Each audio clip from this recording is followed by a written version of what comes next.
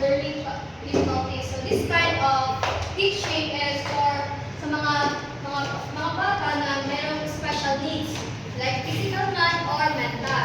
Do you understand, class? Yes, teacher. Okay. So let's proceed to the 2K concept. So first is evolution of special education, service, and development of SPED program. So what is evolution of special education service? Do you have any idea? So no. So this refers to how special education service change and improve over time. So let's proceed to the development of SPED program. So this refers to how different programs and services were created to support learners with special needs.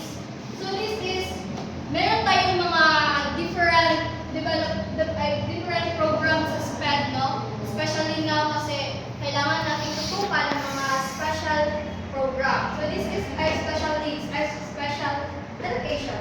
So this is the example of SPED program. First is exclusive classroom. Second is speech therapy. Third is resource room and individual education program or special classes. So this example is discussed by my co-teacher